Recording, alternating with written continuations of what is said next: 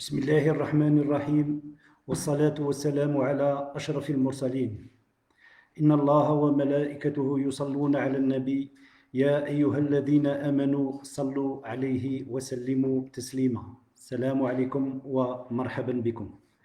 Chers consoeurs, chers confrères, bonsoir et bienvenue.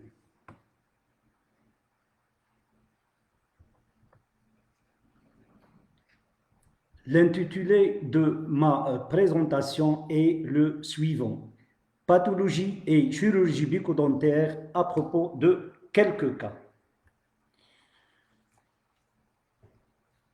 Je vais parler dans un premier temps des algies faciales, surtout les erreurs de diagnostic. Nous allons voir ensemble des cas cliniques. Le premier cas, c'est une malade âgée de 18 ans qui m'a été orientée pour extraction de la dent de sagesse supérieure incluse. Là, désolé, la radio, elle est à l'envers. Normalement, ça, c'est le côté gauche de la malade. Donc, ce qui fait, elle m'a été orientée pour extraction de la 28. Le motif de consultation était douleur.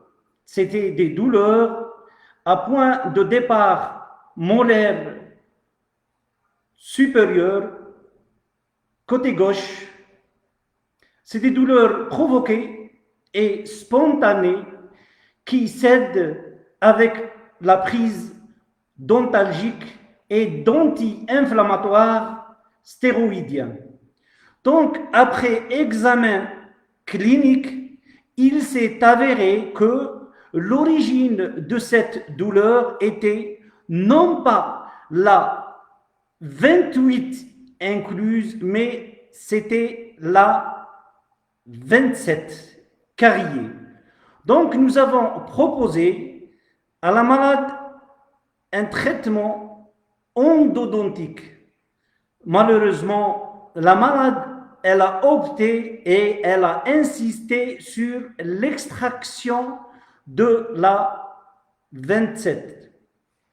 Et un mois après, effectivement, les douleurs ont cédé tout juste après l'extraction de la 27. Donc, c'était une erreur de diagnostic. L'origine de la douleur n'était pas la 28 qui est incluse, mais c'était la 27 carriée. Le deuxième cas, c'est une malade âgée de 24 ans. C'est une malade âgée de 24 ans qui s'est présentée pour consultation.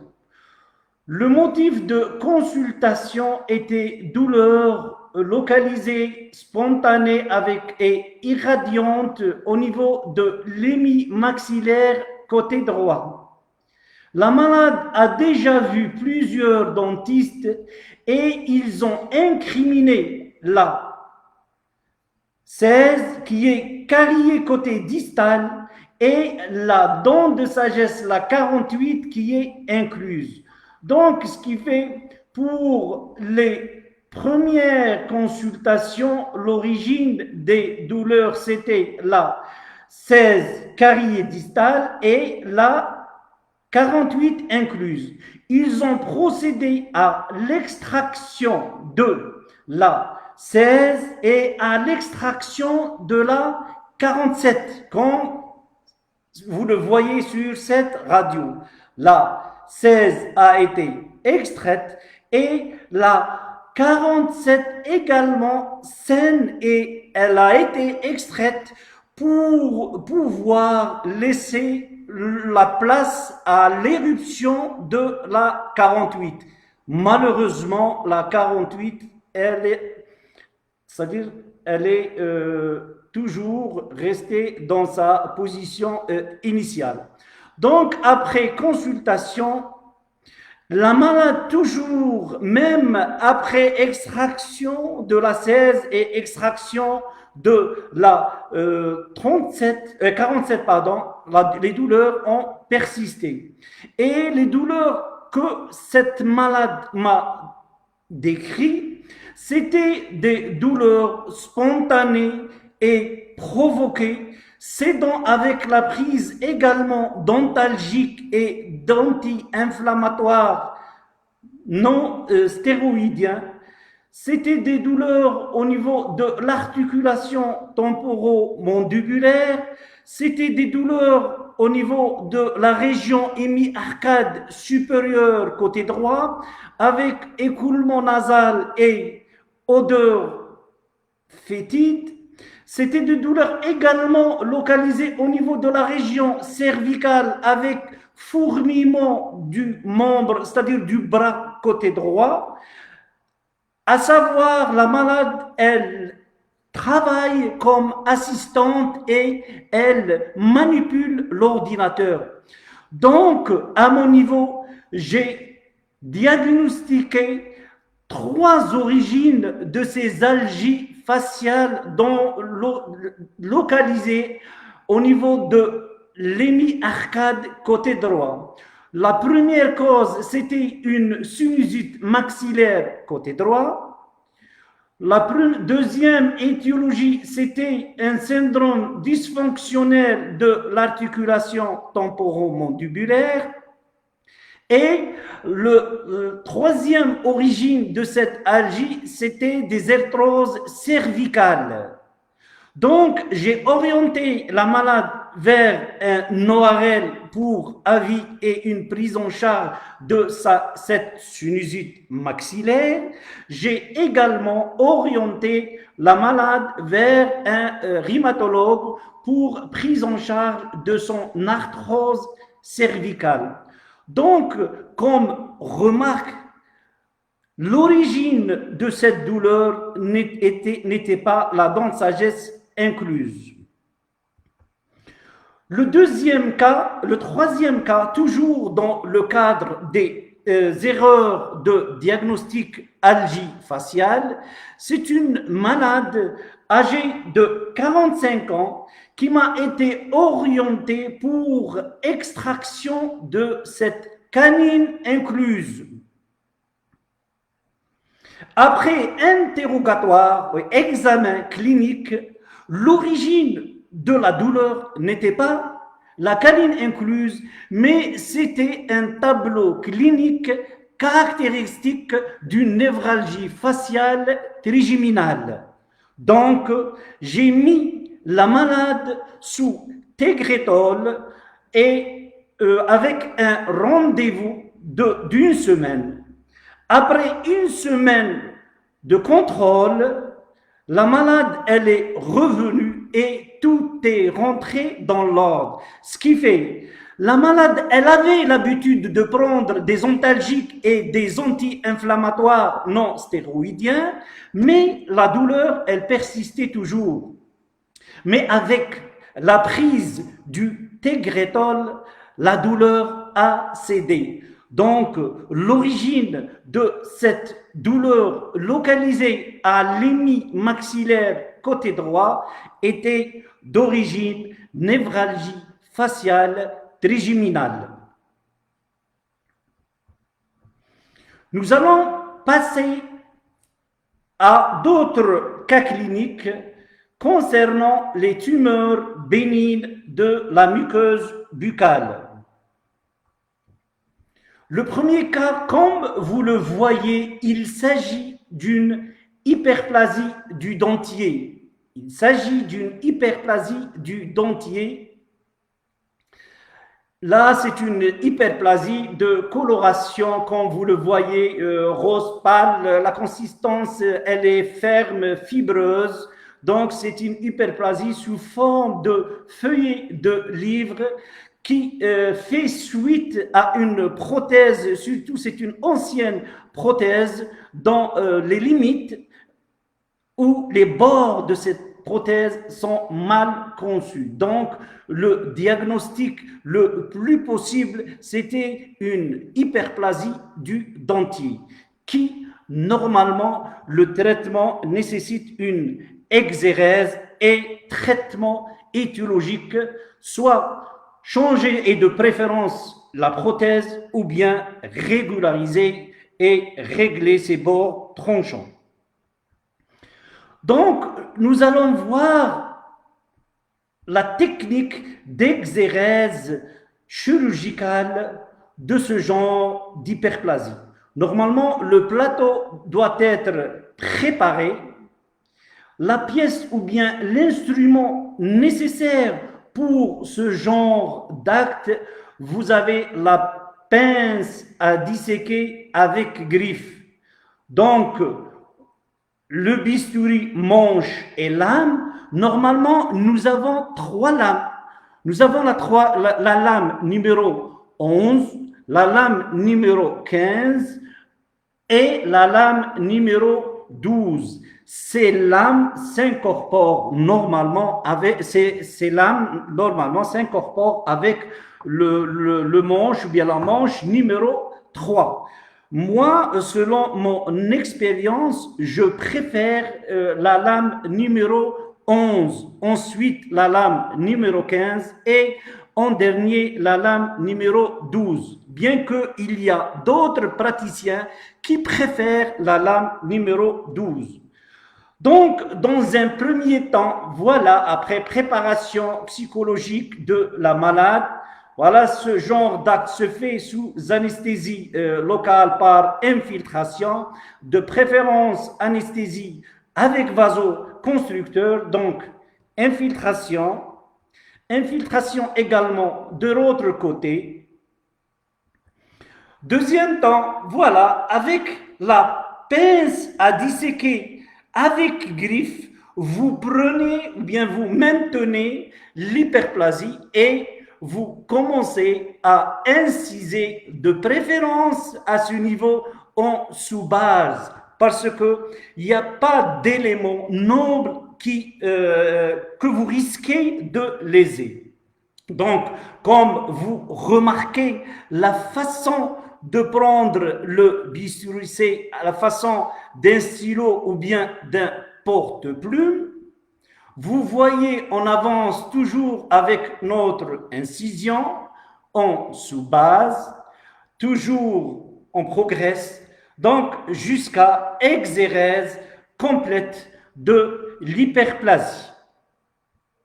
Donc, comme vous le voyez là, c'est la plaie après exérèse de cette hyperplasie. Chers consoeurs, chers confrères, pour ce genre d'acte, pour ce genre d'exérèse de tumeur bénigne de la muqueuse buccale, la première des choses, il faut penser aux moyens d'hémostase. Parce que vous allez voir, c'est-à-dire les différents moyens d'hémostase. Dans ce cas, c'est impossible ou bien difficile de suturer. Donc, j'ai préféré placer la prothèse de la malade en attendant, donc ce qui fait comme moyen d'hémostase, compresse plus prothèse de la malade. Et vous allez voir la suite des autres moyens d'hémostase. Donc là, pour ce qui est du traitement post-opératoire ou bien du traitement pour lutter contre les complications post-opératoires, vous pouvez antibiotiques par voie orale et antalgique ou bien antibiotiques et anti-inflammatoires de préférence non stéroïdiens, plus les conseils. Là, il nous manque le diagnostic. Normalement, le diagnostic de ce genre d'hyperplasie, le diagnostic, il est anatomopathologique. Donc, après exérèse de cette hyperplasie, mettez la pièce opératoire ou bien le spécimen dans un flacon qui normalement contient du formol et donnez ce flacon au malade pour le déposer dans un laboratoire d'anapathie et non pas dans un laboratoire d'analyse. Donc, vous remettez le flacon plus plus ce rapport que vous allez rédiger. Ce rapport, donc, demande d'examen anapath. Voilà, vous allez le remplir, siège de la lésion, donc muqueuse buccale, à savoir la langue, la lèvre ou autre. Vous mettez également la description de la lésion. Il s'agit d'un nodule siégeant au niveau de la langue, de la gencive, de la lèvre, dont la date d'apparition remonte à une année, 2 ans, 6 mois, avec augmentation progressive du volume. Il est de coloration, coloration normale, rose pâle, de consistance ferme, indolore. S'il est saignant, donc vous mettez saignant au moindre toucher. Et là, vous mettez le diagnostic de présomption. Ce diagnostic de présomption, il se pourrait qu'il s'agisse d'un seul diagnostic, le plus possible. Sinon, si vous avez 2 ou 3 diagnostics de présomption, notez-les dans la marge diagnostic de présomption. Comme ça, vous allez orienter votre anatomopathologiste. Le deuxième cas clinique.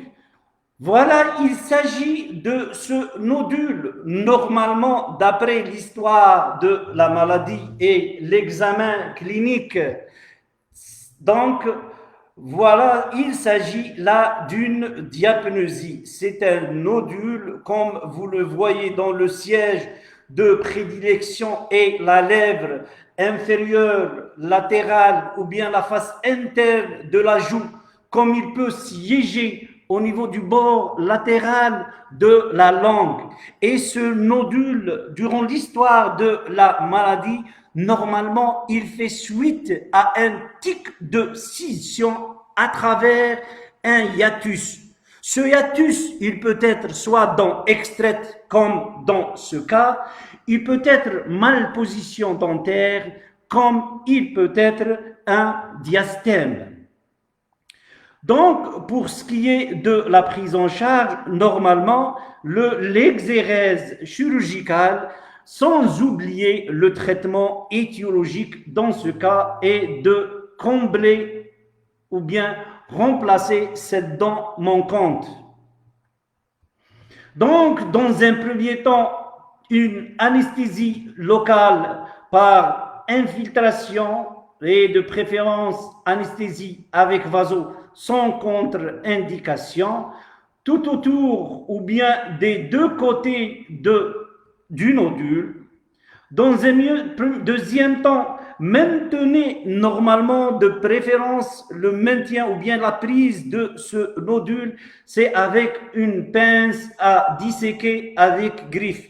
Mais dans ce cas, comme vous voyez sûrement par manque de moyens, donc la prise ou bien le maintien de ce nodule, c'était à l'aide d'une pince hémostatique.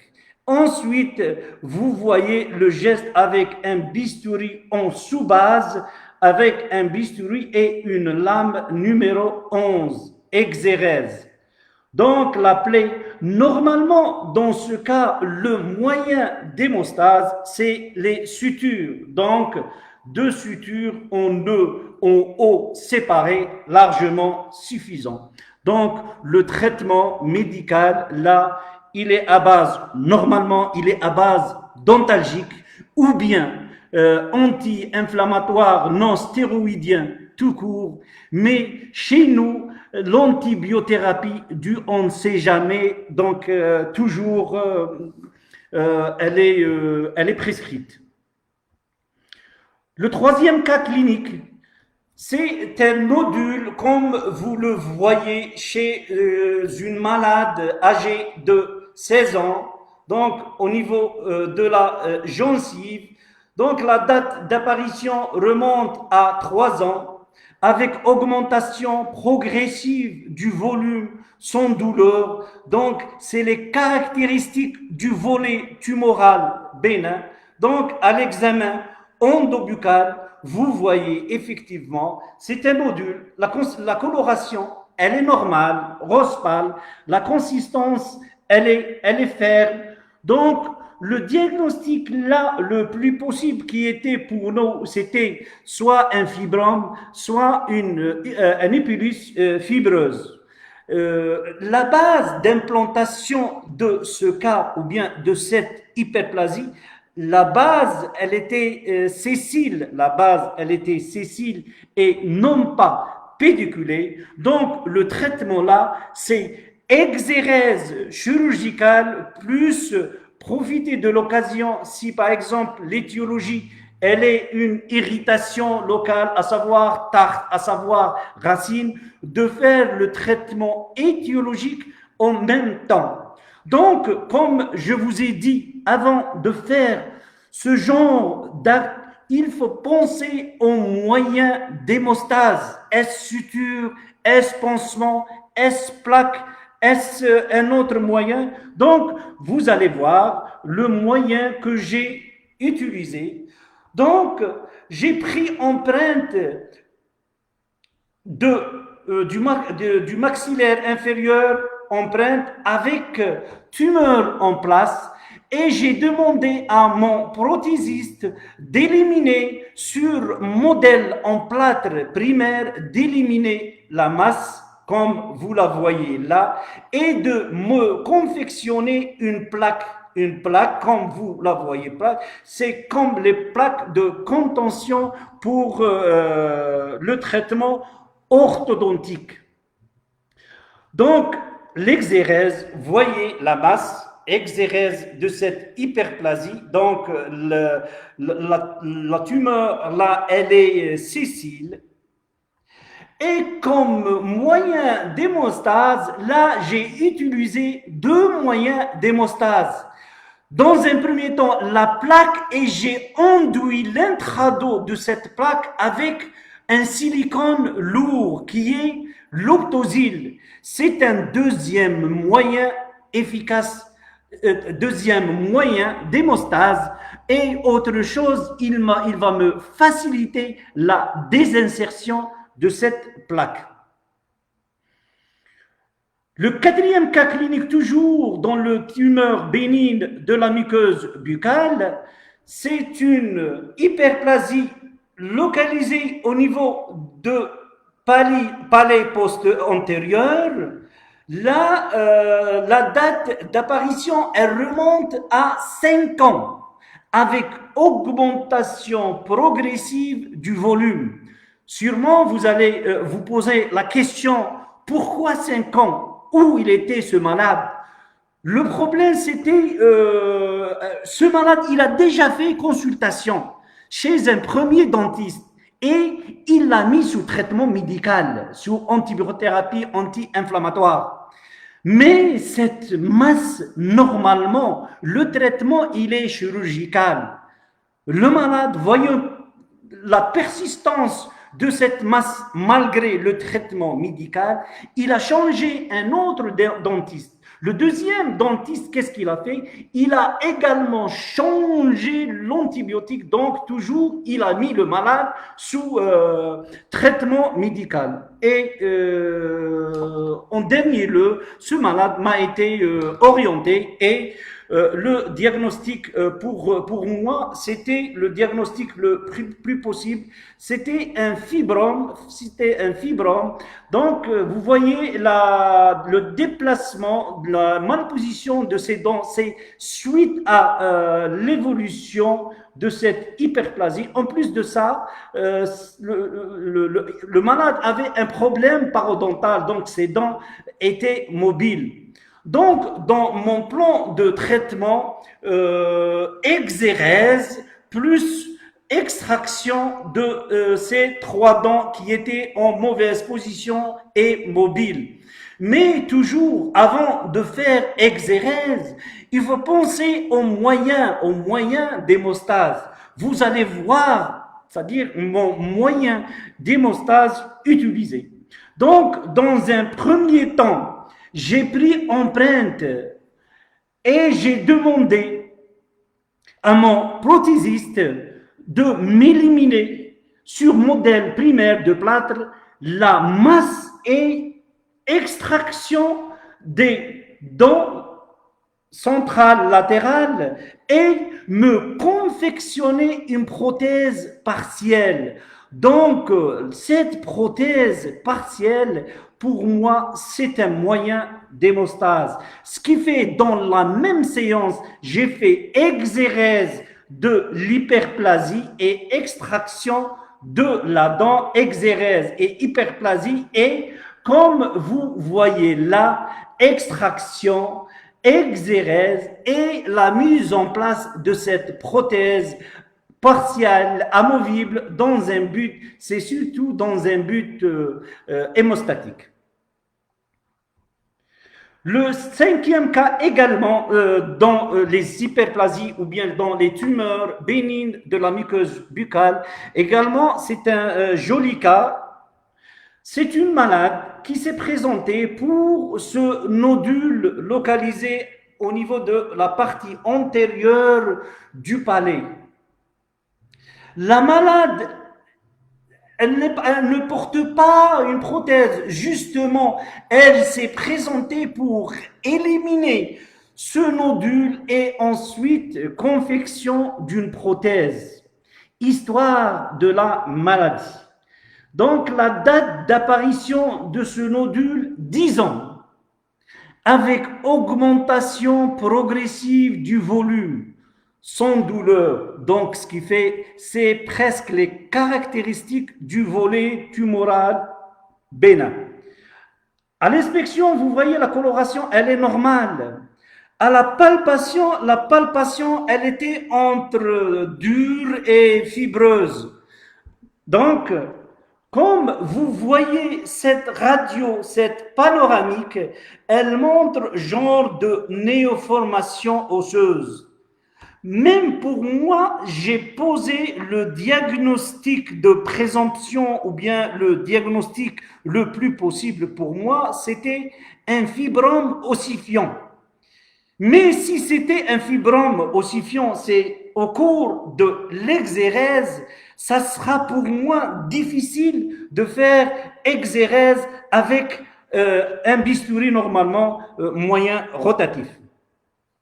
Donc, comme toujours, mon conseil, avant de procéder à l'exérèse de ce genre d'hyperplasie, il faut toujours penser en moyen d'hémostase.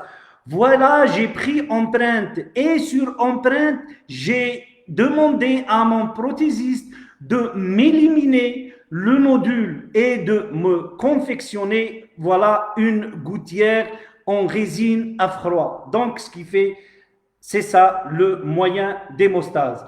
Donc, exérèse sous anesthésie locale, comme vous le voyez. Voilà l'exérèse.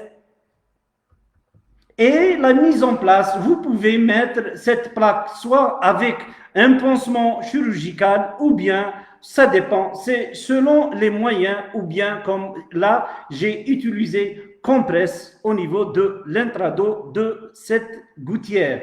Donc, c'est ça le moyen d'hémostase. Chers consoeurs, chers confrères, vous remarquez là, donc c'est le résultat anapathe.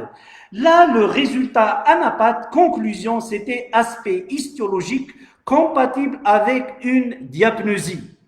Ça m'a étonné. Quand normalement, cliniquement, la diapnosie, le siège n'est pas au niveau du palais. Donc, quand vous voyez que votre diagnostic clinique et le diagnostic anapathe ne concordent pas, là, demandez une deuxième lecture parce que normalement la pièce opératoire, elle est conservée et elle reste dans le laboratoire ou bien au niveau du laboratoire d'anapathe 5 ans. Donc, soit demandez une deuxième lecture ou bien vous refaites un deuxième prélèvement et changez de laboratoire. Donc, après avoir demandé une deuxième lecture, comme vous voyez là, la conclusion, l'aspect était, il s'agit d'un fibrome et non pas d'une diapnosie. Le sixième cas, Donc là, vous voyez, c'est un sixième et dernier cas. Là, c'est un nodule localisé au niveau de la muqueuse jugale. Je vous conseille, chers consoeurs, chers confrères, attention à l'allure bénigne.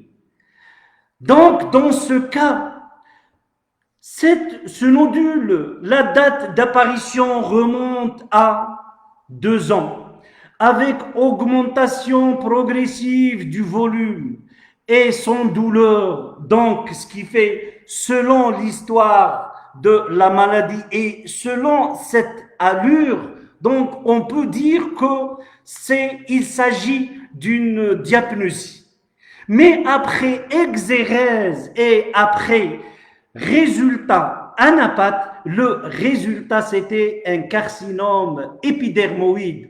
La malade, elle est âgée de 72 ans.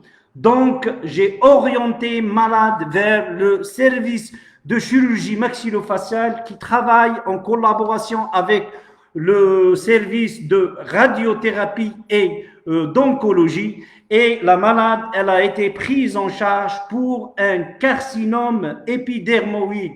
Donc, attention à l'allure bénigne de ce genre de tumeur de la muqueuse buccale.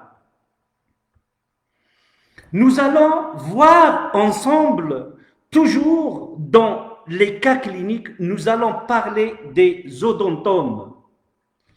Normalement, les odontomes, c'est des tumeurs bénignes des maxillaires, c'est des tumeurs odontogènes ou bien odontogéniques bénignes mixtes, c'est-à-dire épithéliales et conjonctives du tissu dentaire. Elles sont plus fréquentes par rapport aux autres tumeurs, par exemple par rapport au sémontoblastom et par rapport à l'améloblastome. Donc, les odontomes sont les plus fréquentes. Et comme classification, on peut avoir un odontome composé, on peut avoir un odontome complexe, même certains auteurs classent l'odontome, les dents surnuméraires, comme odontome simple. Pour l'odontome composé, il s'agit de dents rudimentaires. Et pour l'odontome complexe, c'est une masse là où le tissu, émail, dentine, pulpe sont organisés d'une façon anarchique. Le premier cas, c'est une malade âgée de 24 ans qui m'a été orientée par un orthodontiste pour le motif de consultation suivant. Une masse au niveau de la région canine. Donc l'histoire de la maladie, cette masse, la date d'apparition, elle remonte à 4 ans avec augmentation progressive du volume, sans douleur. L'examen clinique montre une voussure au niveau de la région canine. La muqueuse de recouvrement, elle est d'aspect normal. La palpation, elle est dure et indolore. Comme vous notez et remarquez là, la présence de la canine de lait. La 53. Radio. La panoramique, elle a mis en évidence, comme vous voyez là, une canine incluse, la 13 incluse, avec la présence d'une masse radio-opaque qui bloque l'éruption de cette canine, une masse radio-opaque et tout autour, vous voyez un halo radio-clair. Donc là, pour moi, le diagnostic le plus possible, bien qu'il y a d'autres diagnostics différentiels, il s'agit d'un odontome composé. Donc le diagnostic différentiel se discute même avec un odontome complexe, il se discute radiologiquement avec un ostéome, il se discute également avec un dentinome. Donc, nous avons, normalement, je demande d'autres examens complémentaires, c'est surtout le cône BIM. Mais malheureusement, les moyens ont autre chose. c'est-à-dire au niveau, à notre niveau, à Mascara, à l'époque, il n'y avait pas de cône BIM. Donc, on a fait la chirurgie sans cône BIM.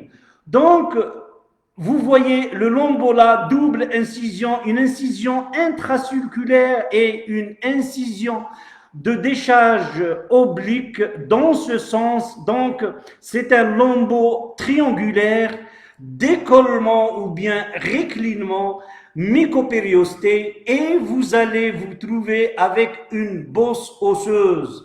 Donc, nous avons commencé avec une fraise chirurgicale montée sur pièce à main, de tailler de façon à ce que éliminer cette coque osseuse. Donc, vous voyez là la cavité après avoir éliminé cette masse. Donc, il s'agit d'une masse composée de plusieurs dents miniaturées ou bien dents rudimentaires. Avec l'anneau clair que vous voyez, il s'agit d'une poche très fine. Normalement, cette pièce doit être orientée vers un laboratoire d'anapath pour un examen anatomo-pathologique.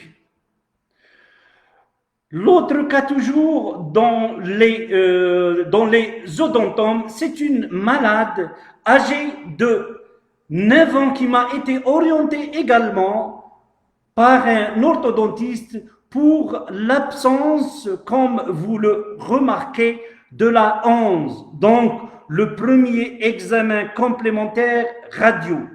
Donc, la radio a montré, comme vous voyez là, une masse radio-opaque très dense avec la présence de la 11 incluse. Donc, le premier geste à faire, c'est le traitement chirurgical, c'est l'extraction ou bien l'exérèse de cet odontome. Donc, cet odontome, il s'agit d'une masse comme vous, d'une seule masse dure. Donc, le diagnostic pour moi, le plus possible, c'était un odontome complexe et non pas un odontome composé comme l'autre cas. J'ai envoyé la malade, réorienté la malade pour un suivi orthodontiste pour repositionner la 11 incluse. Le troisième cas, comme vous le voyez, toujours en collaboration avec l'orthodontiste, c'est une malade âgée de 10 ans qui s'est présentée pour le motif de consultation absence de la 11. Donc, le premier examen complémentaire, c'est la panoramique. Effectivement, vous voyez là, la centrale, la 11, elle est incluse, mais la présence d'une masse radio-opaque tout autour, un halo radio-clair. Donc là, le diagnostic le plus possible, c'était un odontome complexe. Donc, à mon niveau, traitement chirurgical, extraction de cet odontome. Donc, toujours un lombo triangulaire et extraction de l'odontome. Comme vous le voyez, il se présente sous forme d'une seule masse. La malade, après cicatrisation, a été orientée vers son orthodontiste pour repositionnement et traction de la 11 incluse. Le quatrième et dernier cas, comme vous le voyez, c'est un malade âgé de 10 ans qui s'est présenté pour le motif absence de la 21. À la radiographie, vous voyez la 21. La 21, elle est incluse. En plus de cette inclusion de la 21, vous remarquez la présence d'une masse radio-opaque qui empêche l'éruption de cette 21. Donc là, le diagnostic de cette masse radio-opaque, c'était un odontome simple, c'est-à-dire une dent surnuméraire. C'est ce qu'on appelle les mésiodenses. Dans un premier temps, l'orthodontiste, elle a commencé son traitement orthodontique, pardon. Donc, vous voyez que malgré l'aménagement de l'espace, malgré l'élargissement de l'espace, tant qu'il y a obstacle, tant qu'il y a présence de cette dent surnuméraire, la dent la 21 demeure toujours incluse. Donc, l'obligation de l'extraction par voie chirurgicale de cette dent surnuméraire et effectivement, vous voyez, après extraction de la dent, la centrale, elle a commencé à faire son éruption. Vous voyez, après extraction de la dent surnuméraire et la prise en charge ortho, nous allons parler des lithiases sous-mandibulaires. Normalement, les lithiases sous-mandibulaires sont les plus fréquentes par rapport aux lithiases parotidiennes et par rapport aux lithiases des glandes sublinguales et des glandes accessoires.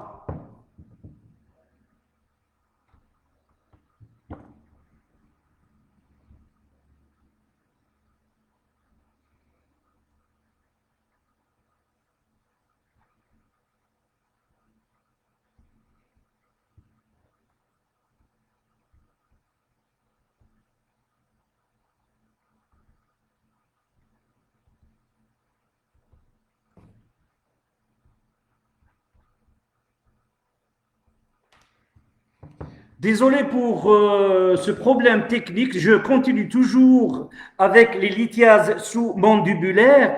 Normalement, sont les plus fréquentes par rapport aux lithiases parotidiennes, aux lithiases sublinguales et les lithiases des glandes salivaires accessoires. Donc, je vais vous présenter le premier cas. Donc, c'est un malade, comme vous le voyez, édenté total qui s'est présenté pour le motif de consultation, sensation d'un corps étranger au niveau du plancher, en plus de ça, douleur avec tuméfaction au niveau de la loge sous-maxillaire. Après interrogatoire et examen clinique et examen complémentaire, vous voyez l'examen complémentaire, il a mis en évidence cette image radio-opaque, donc, normalement, dans des cas pareils, c'est l'indication du cliché occlusal ou bien du cliché mordu qui va mettre en évidence le plancher buccal.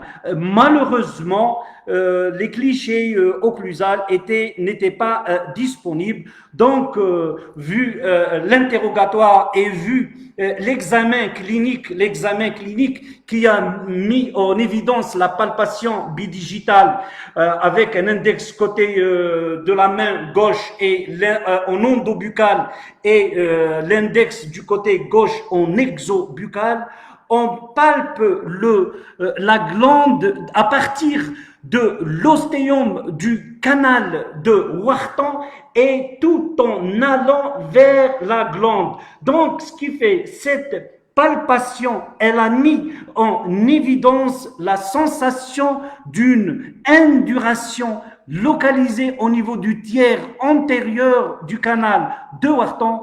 En plus, la sensation de ce corps, de cette induration, c'était douloureux à ce niveau. Donc, l'interrogatoire qui a mis en évidence les accidents mécaniques, c'est-à-dire que le malade m'a informé qu'en quoi, au cours des repas, il a remarqué que la glande ou bien la région sous-maxillaire, elle se gonfle.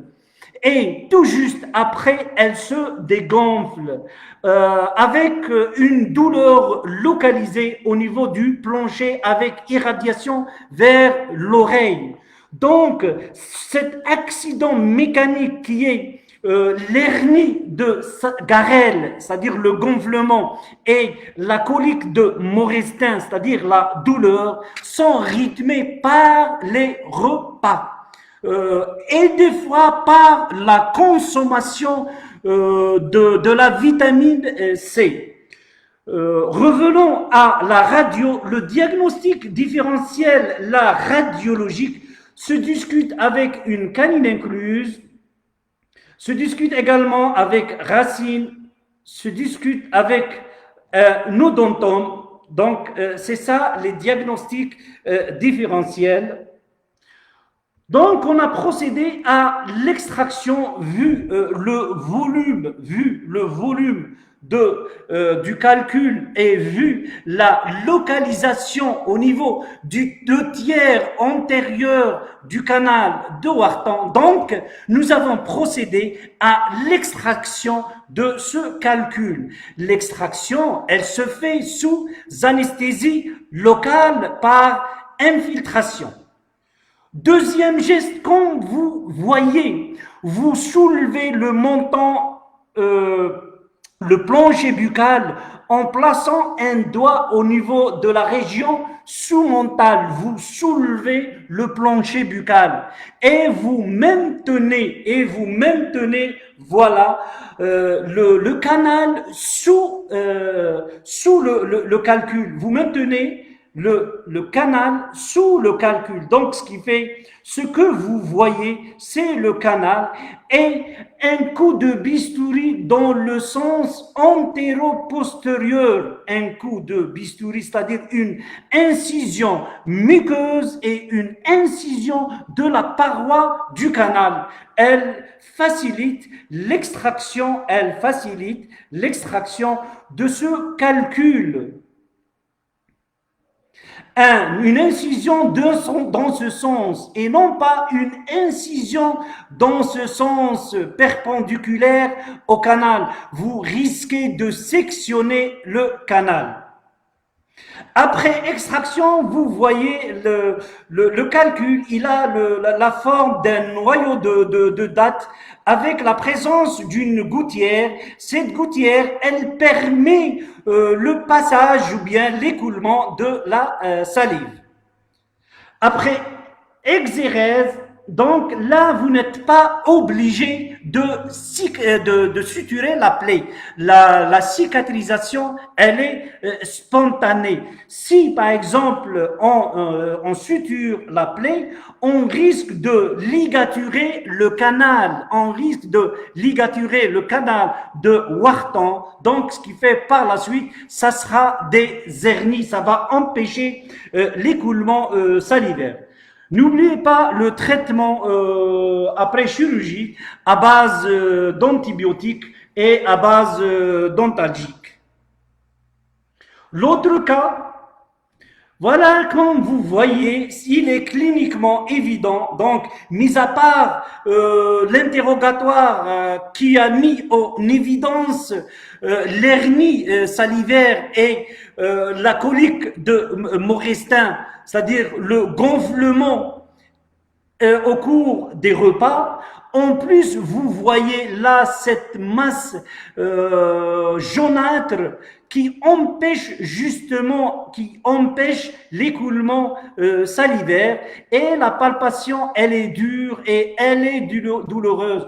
Donc, la localisation dans ce cas de ce calcul, il est presque pré-ostial. Il est près de l'ostéome du canal de Wharton et là, l'extraction, elle est facile. Un coup de bistouri, muqueuse et paroi canalaire de Wharton, donc ce qui fait l'extraction du calcul, elle est facile.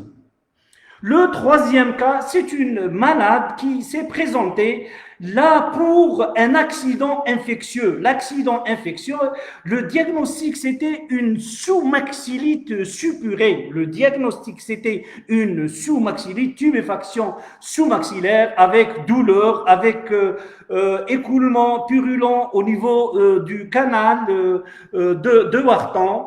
En plus, l'accident infectieux qui est, par exemple, clinique, la malade, elle nous a informé lors de l'interrogatoire la présence des accidents mécaniques, à savoir la colique salivaire et l'hernie salivaire. Donc, c'est les accidents mécaniques. Là, ce qui a motivé la malade à venir consulter, non pas les accidents mécaniques, mais c'est surtout l'accident infectieux. Nous avons mis dans un premier temps cette malade sous antibiothérapie, et l'antibiotique de choix, vous pouvez mettre la malade sous rofamicine, sous biorogine ou bien sous amoxicilline. Et après refroidissement, nous avons procédé au traitement étiologique qui est l'extraction du calcul. Comme vous voyez là toujours une image radio-opaque, en plus les accidents infectieux et les accidents mécaniques. Donc cette image radio-opaque très dense que vous voyez, elle est en faveur d'une lithiase localisée au niveau du 2/3 antérieur de la glande ou bien du canal de Wharton. Donc, après extraction, vous voyez toujours la forme en noyau de date avec la présence d'une petite gouttière qui permet l'écoulement salivaire. Nous allons passer au dernier cas clinique. Il s'agit de mes cas qui sont présentés en consultation. C'était des carcinomes parlant cliniquement. Donc, la première malade que vous voyez, elle est âgée de 45 ans. Elle s'est présentée pour le motif de consultation, une ulcération au niveau de la région postérieure palatine. La malade, elle portait une prothèse totale. Dans un premier temps, j'ai demandé à la malade de mettre de côté cette prothèse. Et 15 jours après, cette ulcération, si c'était ulcération d'origine traumatique, c'est-à-dire d'origine irritation de la limite de la prothèse, normalement, elle devait regresser. Mais même malgré la mise de côté de la prothèse, cette ulcération persiste. Donc, pour moi, c'était parlant, c'était un carcinome épidermoïde. Donc, normalement, je procède à une biopsie.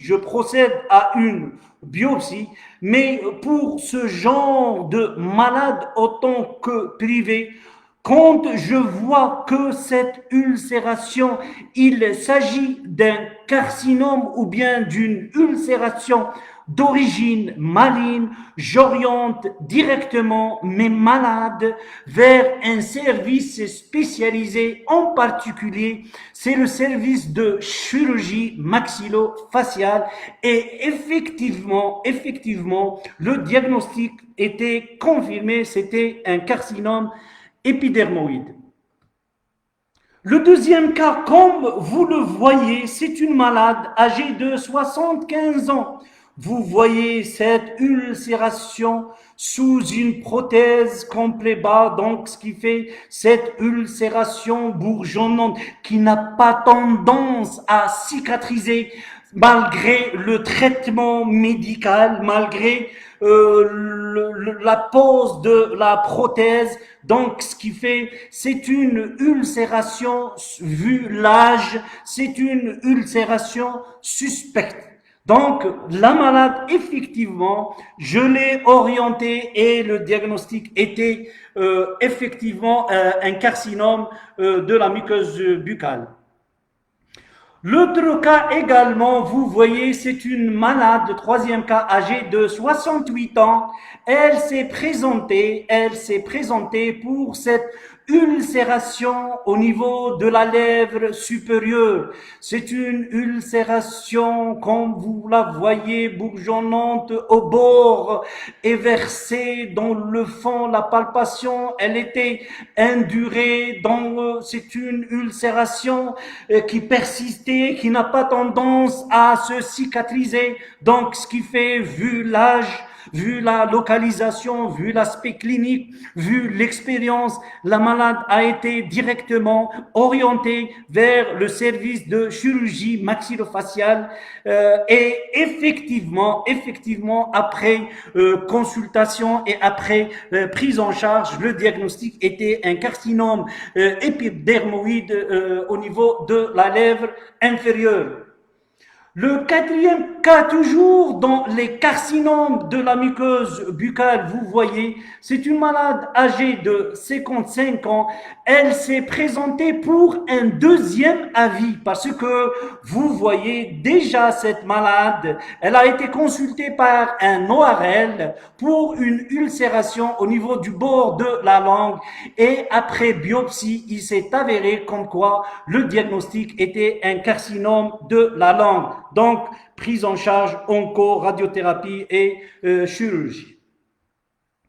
Un autre cas, c'est un malade âgé de 50 ans qui s'est présenté pour une ulcération, comme vous la voyez, bourgeonnante, qui n'a pas tendance également à se cicatriser malgré le traitement. En plus de ça, elle évolue selon un mode chronique. Le plus souvent, ce genre d'ulcération suspecte évolue sur un mode chronique. C'est-à-dire, douleur, elle est minime. Malade a été orienté et également le diagnostic, c'était un carcinome de la lèvre supérieure. Un autre cas également, comme vous le voyez, malade âgé de 65 ans, vous voyez cette ulcération bourgeonnante au niveau de la gencive postérieure. On voyait orientation et c'était un carcinome à point de départ gencive, muqueuse alvéolaire. Le dernier cas, c'est un malade âgé de 70 ans. Vous voyez, m'a été orienté pour cette ulcération. Vous voyez, c'est une ulcération parlante. En plus, le malade, à l'interrogatoire, il consomme, c'est un grand fumeur. Donc, ce qui fait l'ulcération, là, elle était en faveur d'un processus malin et directement orientation et effectivement, après biopsie et après prise en charge, le diagnostic, c'était un carcinome à point de départ muqueuse palatine. Et je vous remercie pour votre attention et à très bientôt pour débat et pour questions-réponses.